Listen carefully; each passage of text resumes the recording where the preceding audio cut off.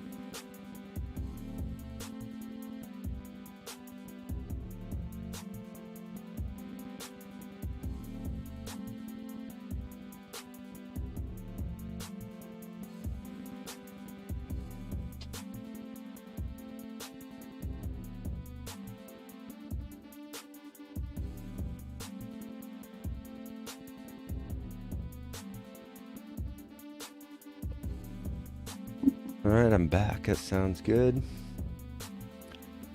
Yeah, sounds good.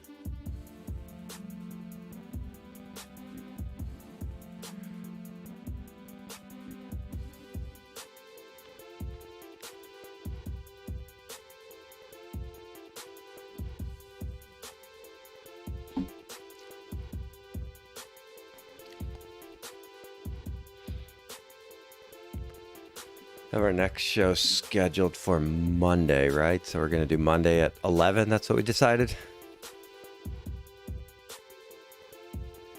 10.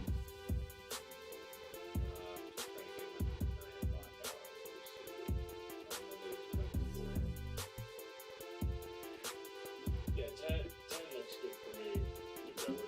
9's just a little tight for me, especially. Okay.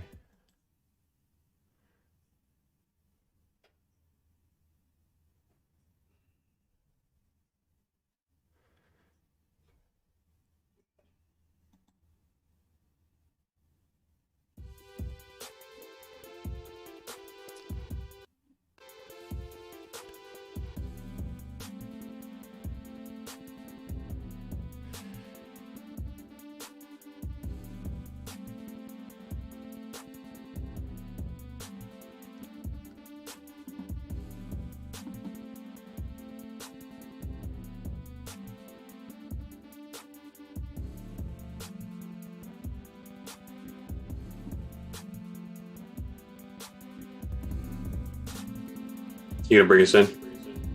Yeah, sure.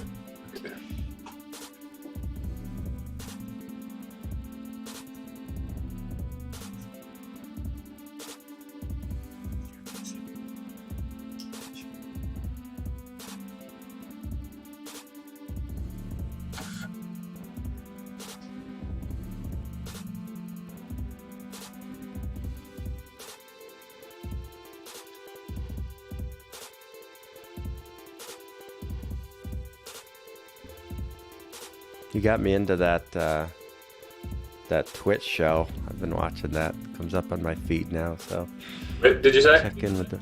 You got me into that Twitch show. The This those week, tech in guys. tech? Yeah. Yeah, I've been watching Leo Laporte. He's been kind of in the tech space for forever, seems.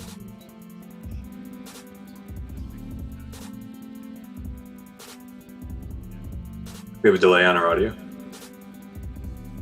What's that? Do we have a delay in our audio? Check, check. No, I was just listening on my phone and it was picking up. Oh, okay. 10 seconds. Today is Recording in progress.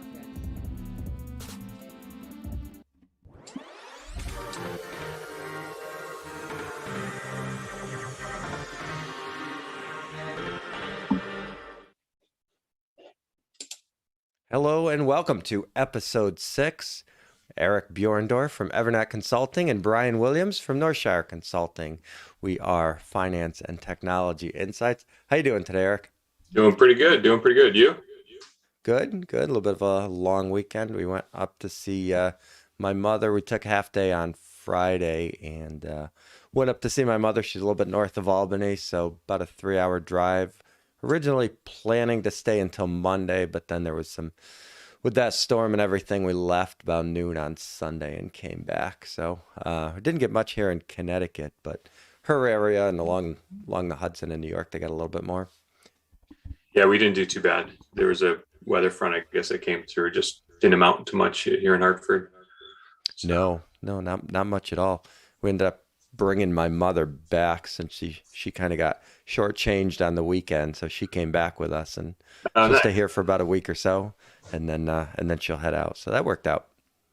Nice. Let's see, what did we do this weekend? So my daughters have been sharing a room for the up until now. And we don't have a shortage of bedrooms, but we just thought that it would be nice for the girls to kind of grow up together in their younger years. But our 9-year-old finally said, "Hey, I think it's time for me to have my own space." And that's what we spent most of yesterday doing anyways, breaking down bunk beds, moving everything in the hallway, and that whole routine. So the girls finally have their own bedroom, and it's a little, every time these girls, every week, it almost seems like they're hitting some major milestone, and I'm just not ready for each one. I just wish they would slow down.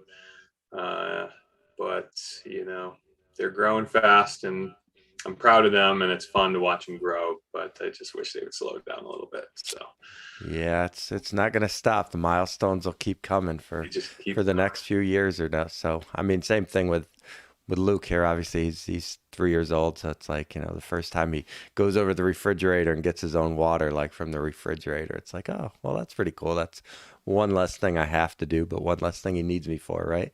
Yeah. So, but yeah, all that kind of stuff coming together. But that's exciting for them to get their own room. I'm sure they're excited about that. The little one was less excited. The older, it was the impetus was from the older one calling for it. But the other thing too is the older one insisted on taking the smaller bedroom of the two on our main bedroom. Okay. And me and my wife are saying, are you sure? You have seniority here. You're going to want this bigger one. She said, no, I want the smaller one. And then I said today at the breakfast, I said, once this is done, we're not, you can't be 12 or 14 years old and then uproot your sister out of her room. So we gave her the day to think about it. So maybe we'll see how she feels this afternoon when she comes home from school. But yeah, that's just interesting. That's how it goes. So how am I looking today? Good. Yeah, we should mention that you made a new camera purchase, so looking strong. It took like 10 years off you.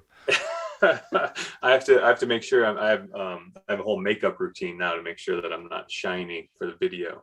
I'm kidding. I'm completely kidding. No, that looks good. Yeah, the 10-year thing, that's for real. So good thing you didn't get a 2 or 3 camera setup. I'd be talking to like an embryo or something. Yeah, right. So I have made some investment in the channel. I've got this boom mic and official podcaster's mic. I've got a light ring that's lighting me up, and I've got a 4K camera on me. So we'll see if that does me any favors. Yeah, no, look sharp. The stuff behind you definitely looks a lot better, cleaner, brighter.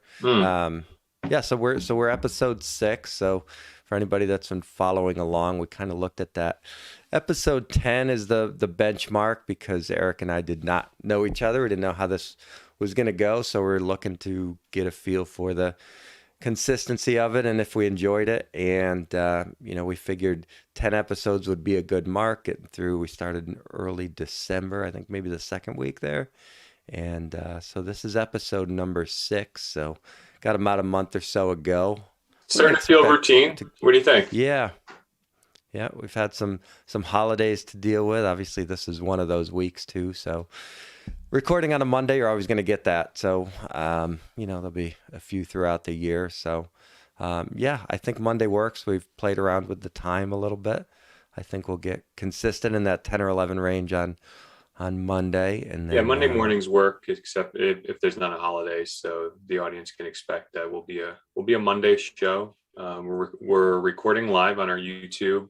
Brian is our wonderful editor, so he chops it up pretty quick and drops it onto your favorite podcast network. So we do send out the audio as a podcast. And does the final form on the YouTube channel, is it the live, or do you do a quick edit and throw the bookends on right there? Yeah, it depends on the quality. If the live is okay, I'll just leave it, which is ideal because I don't have to upload anything. Right. But if there's, an audio issue or something we want to tweak, we can do that. Right. It lets me trim off that little 5-minute buffer, so I can trim that off if I need to. But yeah, I mean, ideally for the tail end. Yeah, we could do that. We could just replay the first one in reverse. We could do that. Great.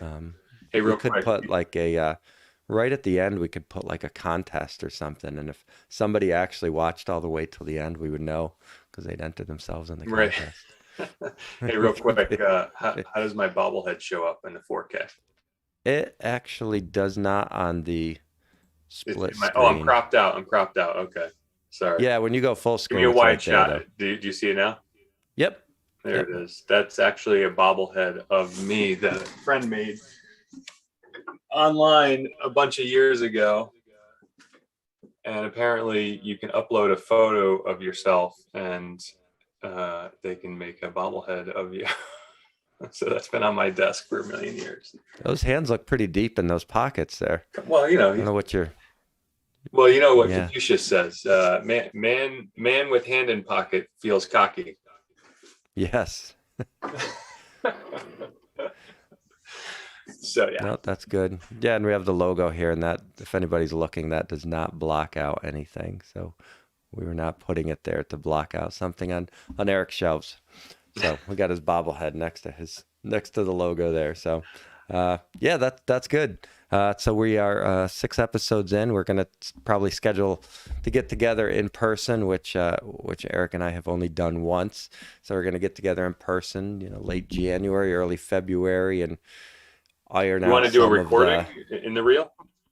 What's that? You want to do a recording when we get together? Well, yeah, we could do that. We could do something. You have a little studio. You have a little studio set up? Yeah, we could do that. That'd be fun. A little like Between Two Ferns type episode. We could do that. Yeah. Get a couple house plants and do that. But yeah, that would be good. And then we can, we're going to figure out, just the rhythm of the naming conventions and how we put stuff out on social media. It'd be nice to take some of our best segments and 2-minute segments or something and sprinkle them out on LinkedIn, our Facebook group. So if you're watching us on YouTube, we do have a Facebook group, which will liven up a little bit over the next month or so with some surveys, some posts. We have our, what's your thing there? I always forget what's that called? Your Flipboard. So Eric could set up a Flipboard. He's a big Flipboard guy, so that's great. I'm getting back into that.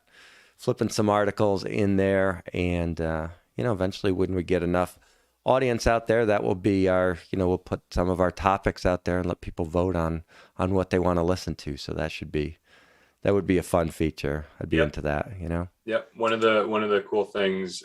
So I've spoken about this over the past couple of weeks. I relaunched our website for our company, EVERNET. EVERNETco.com is the URL. And I have a blog now, and I never really had a solid blog where I was the main contributor.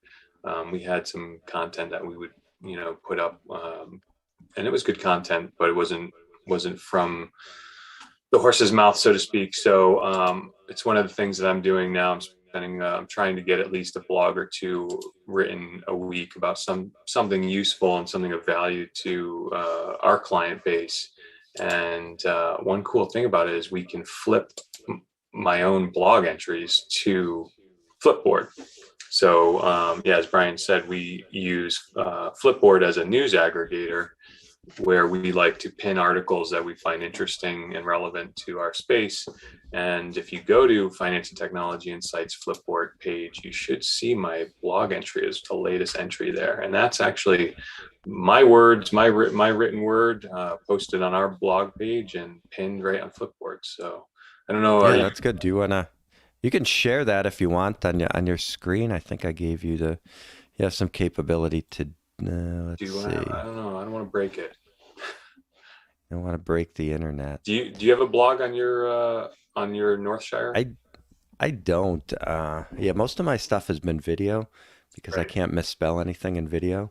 Right. But I can. You're killing it on video. Before we were connecting, I frightened you with the sounds of your own voice. I was being a good friend and co-collaborator, and I was giving you a solid view metric on your latest video, and I thought I had it up here, but I guess I moved away from it. But did you know that you were doing the like, share, and bell graphic frequently? Yeah, I did. Did you think it was too much? I trolled you a little bit on the comments, and I said, "Yeah." Did you want us to like and subscribe? Yeah, I don't think I mentioned words in the video, but I don't know. I thought it would. I don't know. I don't remember what the cadence was. I was throwing it in there, and it was like consistently a lot. It was a lot. Okay. Which would, from a marketing standpoint, you can't be afraid to make the ask. So I obviously, like, it's solid, but no. you might want to rethink the frequency in which. But yeah, it was good. That was a great video.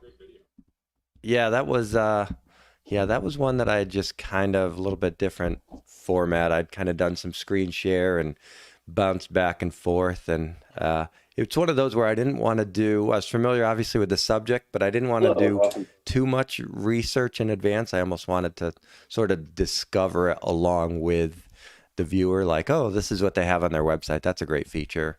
Right. I wanted that sort of authenticity, I guess, of that video. So right. So that was video titled GBTC Grayscale Bitcoin Trust Review 2022 Stock Market on your channel, your YouTube channel, 401k and beyond, just so the viewers know what we're talking about.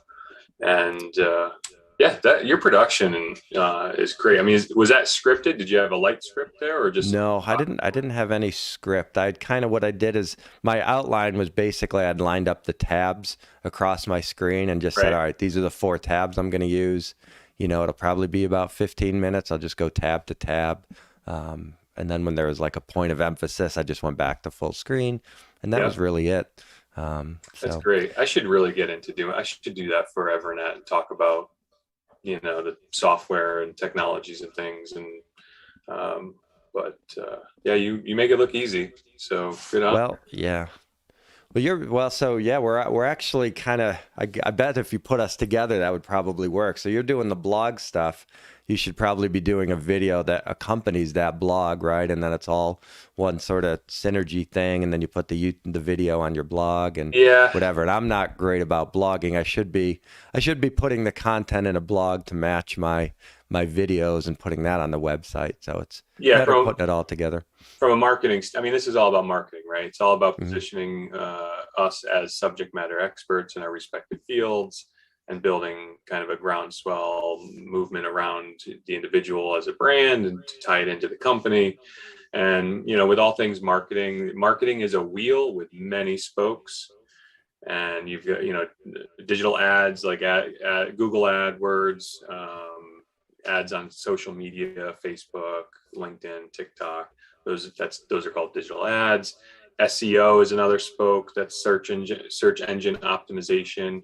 That's when somebody's actually searching explicitly for something. How do you get listed in that search results? And billboards and radio and now YouTube. And so it's all, there's there's the wheel, and then there's all the spokes, and it's really hard to execute well on all of them consistently and cohesively. So to your point, you're killing it on the video. I'm just starting to get going on the blogging, and hopefully I'll bring some value to somebody somewhere. That's always the idea, Yeah, definitely. And what's nice about the video, I feel like more so than some of the other mediums, is you there's a lot of different formats that work, right? There's highly produced, highly edited, and then there's the stuff that's just kind of live, that's sort of free flowing, where in a blog you've kind of got, the number of words that work. You've got a certain Right. format, billboard or print that's got to be, this size ad on the page. It's got to be this type of thing. But there is really no formula for what works and what doesn't on YouTube. Even some of the most watched stuff is like crappy cameras and crappy mics. Right. I mean, those are two you can kind of improve relatively, for relatively cheap. But other than that, I mean, and even me personally, there's stuff that I like that's a little bit faster flowing, that they're cutting out every piece of dead air. And then there's other stuff that's sort of longer format, that's more like this, what we're doing, that's almost kind of on in the background Right. type of thing. So, Right. but yeah, I mean, that's what I like about YouTube, is you can spend hours producing and editing, or you can Right. just flip up a camera and do a YouTube short or TikTok or something as you're going for a walk. So Right. I So think true. that's something that's appealing. So true. And I would say personally, 90% or more of my personal viewing habits is now on YouTube. Sometimes when I think about that, I'm just shocked that that's the case. I mean, grew up watching cable TV, and then the DVD revolution came out, DVD by mail, and then streaming. And now we have YouTube on all of our TVs, and so now I'm subscribed to all these hyper specific or hyper focused subject matters, and there's a channel for everything. And then from like you said, the to the production level and the length of show, I just love it all. I love. I'm not a big fan of shorts, actually. So anything under like 12 minutes or 10 minutes, I'm not a big fan of, only because I want more. I just love to drink the content that I like, technology, business, things of that nature. Um, but I do, yeah, it's nice that there is really a format for anybody. I even thought about taking my blog entries and just using that as a script, and just more or less delivering the blog entry in a video format. I may yet do that, but I'm not sure. I'm not a big editor. I don't want to sit in front of the iMovie suite or Final Cut Pro and start Mhm. editing and getting B-roll. And that's really how I think you can up your production game, which, I see you do. So I don't know. We'll see. But it's fun. I'm glad we're doing what we're doing here. And there's a lot of options to get involved in the multimedia anyways. Yeah, absolutely. And I mean, the idea of reciting your blog on camera, so to speak, and even teleprompter apps and the Right. hardware for that is, it's like, you can go out and get a high quality teleprompter and just use your phone or an old phone or something. It's crazy for, $50-$60, if that, Yeah. so to get from base level to, I feel like, kind of B or B plus level, I mean, you could do for less than $500 easy, Right. just with your camera alone. We just Yeah. talked about that, Right. My $170 Logitech 4K Pro webcam from Best Right. Buy. Hopefully it's paying off for you guys. Yeah, absolutely. All right. So what's on the flipboard there? Is there anything we want to take a look What's in going there? on in the news this week? Yeah, there's a couple of things that kind of piqued my interest. This morning, the news cycle's kind of, at least in the tech space, going off. Microsoft is acquiring video game maker Activision Blizzard. And it's, obviously we're not a gaming channel, so we won't spend a lot of time on it. But Activision Blizzard, they're being bought for $68.7 billion. And I know that in 2022, billions don't impress people anymore because of the inflated dollar, but still 68 billion is a lot of money to pay for video games. Activision makes the famous game Call of Duty. If you have any sons out there, You may have heard of Call of Duty, and Warcraft was a really popular game. Specifically, World of Warcraft was big, maybe 15 or so years ago. So it's a big change. Microsoft obviously taking their position and role in the video game space very seriously, and as you know, Microsoft owns the Xbox, so that's a pretty big indicator of what their intentions are, from as far as how seriously they take their video games. So yeah, right. And we've talked about obviously metaverse stuff a few times, but the gamification of certain things, right? I mean, we've kind of heard that technology, right. even talking to people in the 401k industry, which is kind of an old, boring, stodgy sort of industry. I mean, that's I just got a nosebleed as soon as you said 401k. I know. I'm kidding. It's yeah, I mean, the idea of game life and real life kind of merging, so that's probably part of the path that the Microsoft is on. You think of and Pokemon they do Go and all that, right? And Microsoft does have ambitions for the metaverse as well. So it's yeah, Facebook's not the only game in town when it comes to that. No, and I remember Microsoft taking a little bit of heat, and they were kind of poked fun at a little bit when they came out with the Xbox.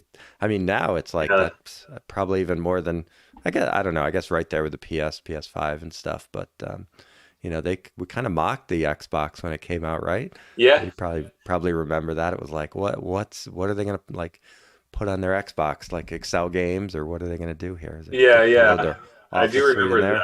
I actually was an Xbox fan. So in the late, I think they dropped the Xbox in 2001. I could be wrong. 2001 was their first Xbox that they came out with. At that time, it was kind of a 3-horse race between Sega, Sony, PlayStation, and Nintendo. And Nintendo, I won't tell you how old I was back then, but I was playing video games, getting ready to go to college still. But I was kind of outgrowing Nintendo at the time. And yet I was not, you always kind of picked your camp, and I was not in the Sony PlayStation camp. So Microsoft kind of came out for at least my generation right at the right time. And it was time to outgrow the Nintendo brand back then. Of course, now Nintendo is beloved by my age group as retro. And our kids are now playing Nintendo. My daughter, my 9-year-old, just asked for a Nintendo Switch for her 9th birthday. But anyways, I outgrew Nintendo and went right into the Xbox. So the timing was really good. And the other thing too is that Microsoft really brought the computerness to the video game console. It had a network adapter. They really made online play. I think they were instrumental in really bringing online play to the console. So. Right, and there was a time where the idea was that these gaming consoles were going to become a lot more than that, and they were really going to be the hub of the living room and the hub of the they tried like hell. yeah they tried like hell to make it a media center PC for your living room. And I mean, I always hoped that it would become that when that was up and coming, but that always ended up being secondary, and the gamers just ended up liking it for the gaming, and cable seemed to just kind of take care of the role in the media, so to speak. Right, it was gonna power your your whole home audio, right. and probably your security and all things like that. But that was so many other devices came around that were so.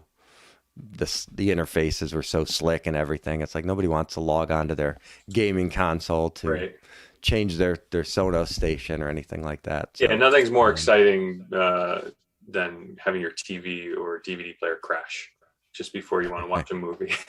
Yes, right. Or sit down and watch a movie, and you got to go through an update. Right, or do an update, right? Yeah.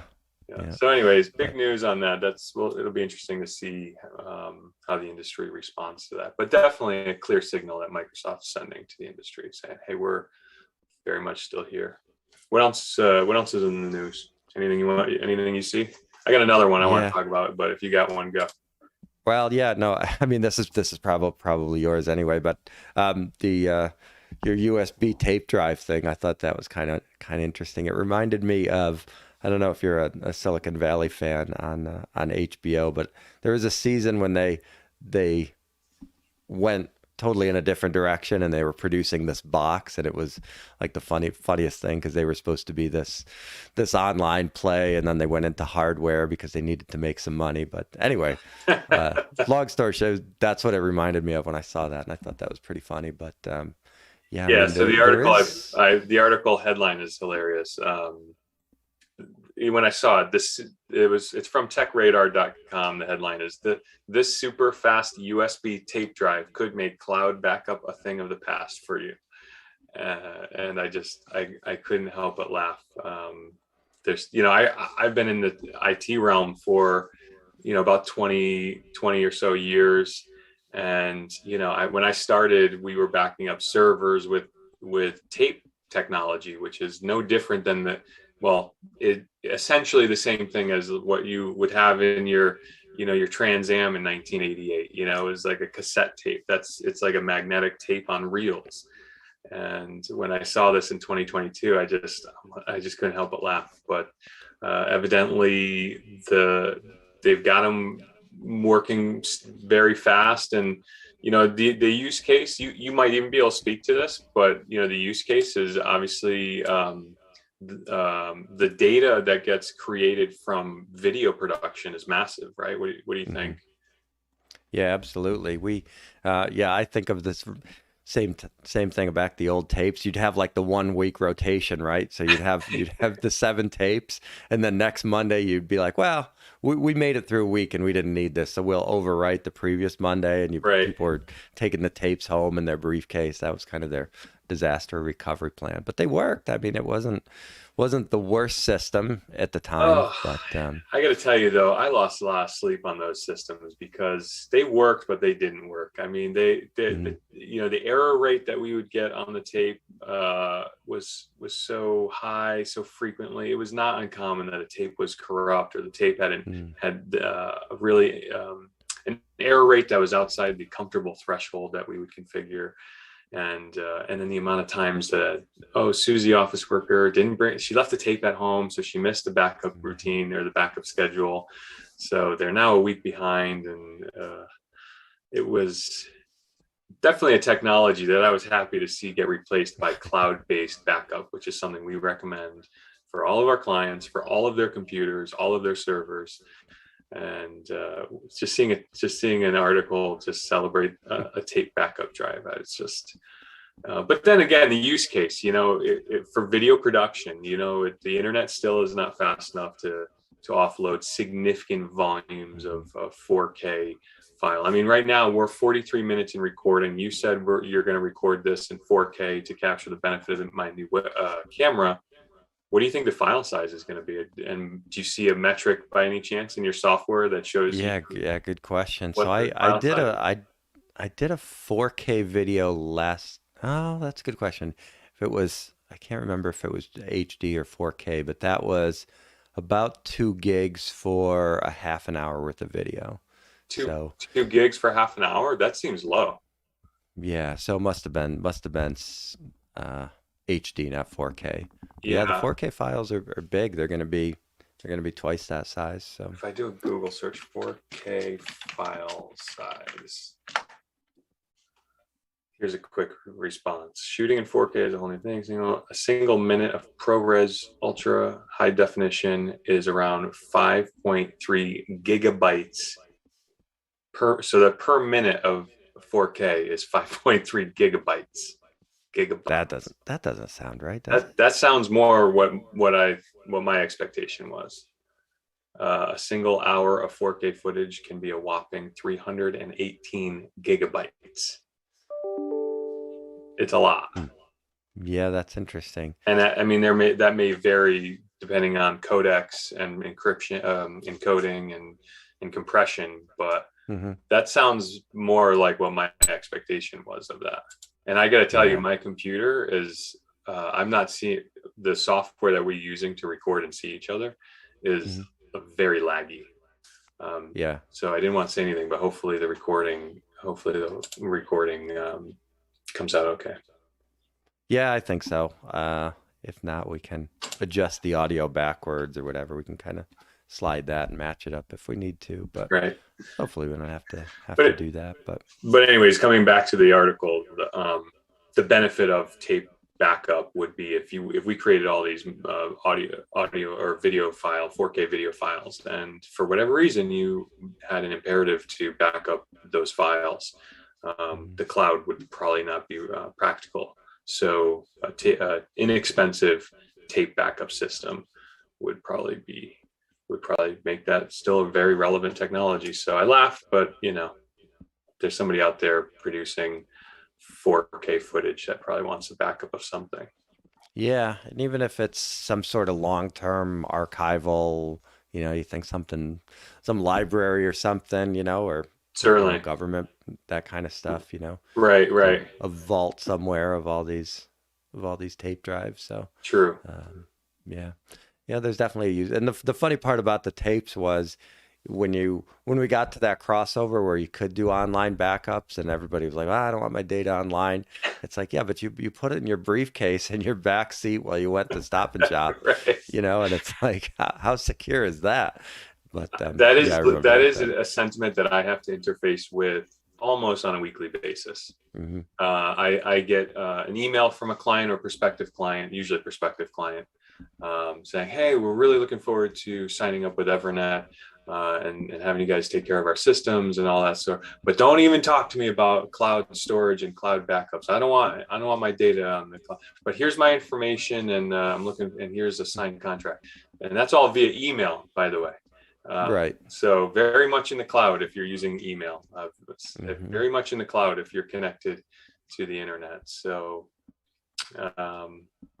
anyways, I won't go down that rat hole right now, but anyways. Yeah, we had a discussion on one of the advisor forums that I'm in, and they were talking about one of the video services that we had talked about. I'm not going to mention them because I don't know the specifics of whether this is the case or not. But so we had some advisors that were basically instead of doing Zoom meetings, they're just doing a client update or a client report, kind of a year-end wrap-up, and sending them through this video service.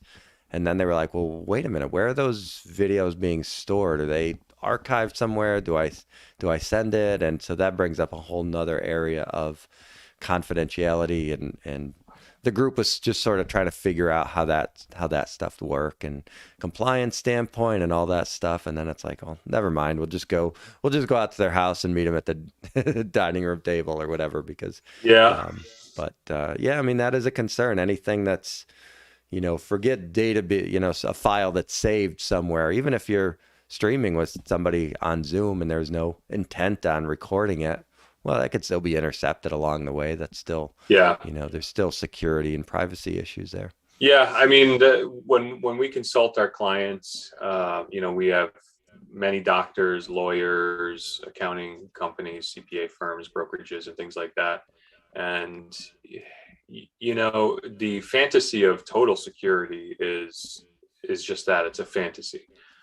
Even in the real, I mean, the idea of personal security is a fantasy. I mean, you're only as secure until somebody decides to kick your front door down and assert their will against you, and then it's just, what is your response at that point? And it doesn't happen to most people, fortunately.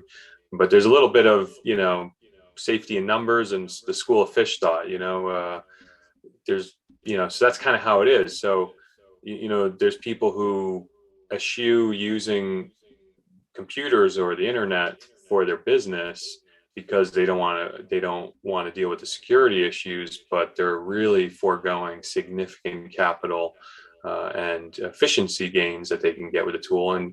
And there are reasonable security measures that we take. And the other thing too is a lot of people don't realize this, and this is going to skirt on a little bit of a political rant, but a business providing you technology services, whether it be cloud-based backup or Zoom meeting calls. I mean, the Zoom meeting that you have is end-to-end encrypted, and that was a feature that came later after the product was released. But the businesses providing you these services have a fiscal imperative to provide security, because if they don't, or there's one major breach that gets publicized, it's just completely brand damaging. So the businesses want to secure your data. They really do. They want to secure our data. They want to provide a secure service. They want, the governments where all these businesses conduct their business, they're always being shut down by governments to provide data for any sort of investigation and that sort of thing, including our own United States government. And they don't really want to comply with that, because if they have to tell their clients or their customers that, hey, we had to give your data to the government, that can be brand damaging as well. So anyways, rant over, but the internet brings intense capital and benefits to a business. And everybody's trying their best to keep the data and connections secure, because again, there's just so much money in it for no other reason. Yeah, and think about it from a client standpoint. If you're working with a doctor, an attorney, and then they call you and they say, well, we were storing your data on the cloud and we had a data breach. I mean, that's basically a ho-hum conversation at this point, versus calling one of your clients and saying, well, somebody broke into our office over the long weekend. It was probably Saturday morning. We don't know who it was. We don't know what they got. I mean, that conversation's a mess. So just from a client service standpoint, the cloud discussion is a much more easier one to have, that people are more used to having at this point. Yeah. I always do this thing. I don't know if you saw me on Facebook post this the other day, but I have this problem of giving unsolicited advice. Mm-hmm. And when I interface with a doctor or lawyer, and I don't remember what the latest exact case was. I don't know if it was my dentist or something like somebody like that. But I'm always happy when a service provider, whether it's an attorney or a doctor or something, will interface with me electronically, because that's my preferred way of conducting business and getting things done. But every time they send me an email and then they solicit, or somehow I have to give them my information to engage their services, I know what the risk implication is of sending my name and address and my email over an unencrypted email. But an attorney taking an intake form, or a dentist or primary care physician asking for you to email them a copy of your vaccine record for COVID, that needs to be in an encrypted email. And it really should be on the vendor or service provider to initiate that encrypted email. So I always wait for them to say, like, oh, I'm going to send you an email from my encrypted email portal, or, there's new systems out there that you could just flip a switch and then it automatically kind of does that. But whenever I see that unencrypted email of solicitation of, sending an intake back to them, or I think I emailed my vaccine record to my primary, I always then follow up and be like, not in keeping with your industry association's ethical or, regulatory guidelines. So, for example, the health industry is beholden to the HIPAA security rule that expects reasonable security measures to be taken when handling patient data.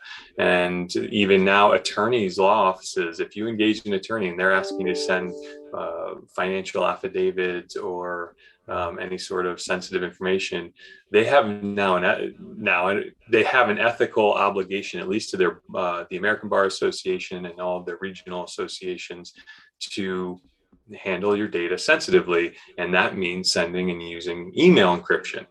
So I always troll them gently and politely whenever I'm in, as a customer, encouraged to send my sensitive information in an unencrypted email. And I kind of give them the whole gentle shame on you. You really shouldn't be doing that. Mm-hmm. So. Yeah, and one of the things we get in our industry is you might ask for a certain set of you might have a certain set of questions that you ask looking for something, but then you run the risk of somebody giving you too much data, right? So you might say, Right. "Oh, we met last Thursday. What did you say your IRA balance was?" "Oh, here's my statement," or "Here's my login information. You can go check it out." Right. So you have to be very careful about that. Even if it's something you didn't solicit, how are you going to handle that when it comes in, and how do you address that with the client and all that sort of Right. stuff? If the overshare happens without your solicitation, obviously there's nothing you can do about it. But at the same time, you should take maybe your experience with that and to a reasonable degree anticipate that, whether it's some Right. sort of boilerplate at the onset of the engagement, or even some fixed text that you keep in your email signature, and it kind of surrounds the body of your email message, or something that is reasonable that would augment your brand and your business service, so that somebody like me would say, okay, this guy gets it, and he's protecting my information, he's protecting my finances. Because really what it amounts to today is, businesses have to become technical agents, because if you're going to use these tools, you can't use them on irresponsibly. So if you kind of go above and beyond on your communique and say, okay, we're going to engage electronically, but never send me send them some PDF you have on your desktop and say, here's a couple of tips reminders to engage in something to that effect, so it looks like you're really taking knowledge, a position of knowledge. Right. Yeah, absolutely. And you want to make sure, at least if they do it once, you can't just ignore it. You kind of have to document it and say, hey, we reached out to them and told them not to do this. So if it happens a second time, Right. and then there's an incident around that second time, it's like, hey, I told them. They don't listen. Not much you can do to prevent it from coming in, but you Right. can at least address it. And I wonder if this is like the opposite of unsolicited advice, but I tend to do the exact opposite, where I'm always of the assumption that everybody knows what I know, and I'm not going to tell them that, because chances are they already know that. So I'm always thinking the gap isn't the knowing, the gap is like the doing, So in this instance, if somebody sent me something, my first reaction would not be to provide them with, I guess in this case, it would be solicited advice in a way, because you got to do it. But I would say, well, they already know that. They just made a mistake, or they were in a hurry. So I actually, the opposite maybe of what you do, I have to constantly remind myself that, not people are idiots, but we wouldn't say that. But you have that assumption that people sometimes know what you know, because we're living in this world of finance or technology or whatever, and people don't know what we know. So it's so surprising how many people don't know. Really, I mean, for the last 10 years, I would lie awake at night thinking, oh wow, technology is getting easier. Digital natives, as they call, the term digital native. mm-hmm. Yep. So digital native is somebody who's been born and used technology their whole life. So I'm going to be out of a job in 10 or 15 years, and I'll have to pivot to some other value to bring to the industry or market. But still, I mean, people our age, my wife, she's younger than me by a couple of years. Still, the digital native is digitally ignorant, and it's not an insult to them. It's just, it really is a mindset. To do it right is a mindset, even down to like password management. God, if you're still using the same password, or a variant of the same password for more than one service, that is just quintessentially the wrong thing to do. But yet I see my wife do it over and over and over again. You all could probably guess her Netflix password. But so, case in point, it's even if you know it, it's hard to, password management, for example, is hard. It's an effort. It's not hard. It's an effort. It's a specific effort to manage passwords under a security best practice. You have to use password manager to generate the complex password. You then have to enter the password, and then you have to store that password in your password manager. And then you have to secure that password manager with multi-factor authentication and a unique password that is secure. And that all is a different experience, whether you're on Mac or you're on Windows or you're using Chrome or you're using Microsoft's Edge browser, or you're on Android or you're on an iPhone. So it's an effort just to do it right, even if you do know what you're doing. Mm-hmm. Yeah, and there's never a good time to do that, right? It's never in your calendar. Like Wednesday at 2 o'clock is my password hour. I'm gonna go through an update and catalog all my passwords and make sure. There's never a good time to do it. And usually when you're trying to get into somewhere, you don't have extra time, right? So that's why you're logging in. You're trying to do something. So yeah, you're trying to get something done, and it's and something tells you, oh, it's time to change your password. You're like, oh. Yeah, didn't I just do this? Yeah. Anyways, there was one more thing I wanted to touch on, but we are at an hour, and I know we're recording at 5 gigabytes per minute. Dare we continue? Yeah. If there's one more thing you want to touch on, that's fine. Why not? It's neither. If it's bad, I'll just cut it out. Yeah. So have you seen the headlines on the U.S. airline industry up in arms about the 5G cell rollout? I saw the headline. I did not read the article, so fill us in. So 5G is rolling out, and AT&T and Verizon have spent billions on auction on an auction from the FCC to buy the necessary what's called frequency bandwidth to provide the 5G service. But somewhere along the way, the industry, both the aviation industry and the cell industry, have found that one of the instruments in the airplanes that help it land, specifically it's called a radar altimeter that helps the airplane detect its distance to the ground, which is ideally used for landing, is subject to potential interference with the 5G network.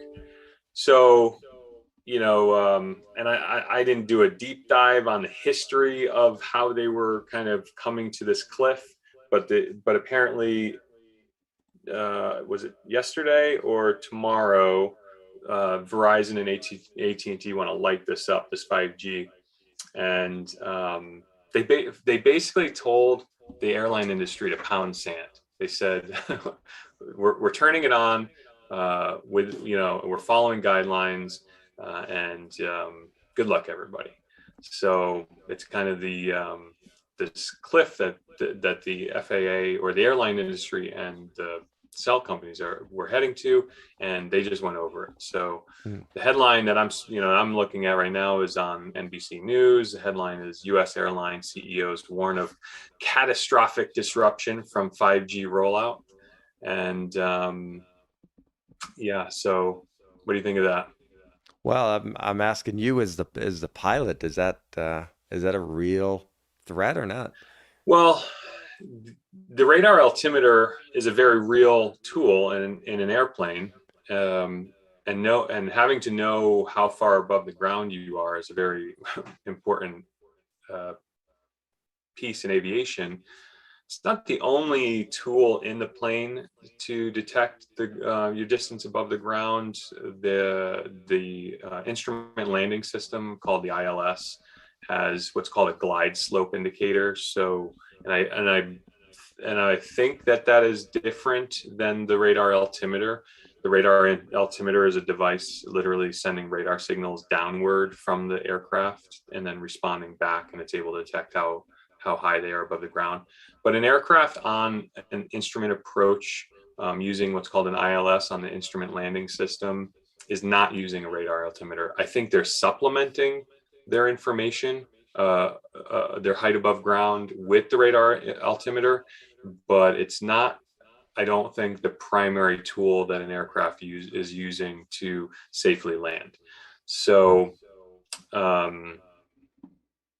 I don't think anybody's in imminent danger, but it's kind of unfortunate that these two agencies and industries are kind of locked horns on this, because I think the cell companies stand to maybe damage their brand a little bit, although those mega companies, I think, hardly care about damaging their brand. And the airline industry risks kind of consumer confidence, I think, in flying. So yeah, I don't think there's any planes are going to crash because of this, but you don't want, I wouldn't want this cloud of uncertainty, excuse the pun. Right. Yeah, and it sounds like once this is done, there's no way to kind of roll it back or unwind it, right? Well, I think one of the problems is because of the regulations required in making changes to when an aircraft is manufactured, it actually gets a very comprehensive review from the FAA to certify the aircraft. And once it's produced and given to the consumer and it's in the market, changing anything in the aircraft takes a lot of paperwork to get that done, and it's expensive. The equipment cost is expensive, and the whole administrative process to change the hardware in the plane or anything to the plane. So the equipment that the aircraft uses to fly, and is basically the dashboard or the instrumentations like in your car. A plane has the same thing. They haven't really changed much up from the time of aviation. Well, maybe somewhere around the 30s or 40s to around 1999. When GPS came out, I guess so what is that, 40, 60 years, things really didn't change much. So you bought an airplane, the hardware that's in it was basically what you were going to use for life. Now the avionics in an airplane are very much like tablet computers. They are evolving very quickly. It's all screen-based technology. There's more traffic data. There's so much more information, moving maps, and there's so much more in this technology. One of the big producers is Garmin, for example. They make avionics for airplanes. They're releasing all this new stuff all the time, and trying to get that new hardware into the plane of a plane that's already been manufactured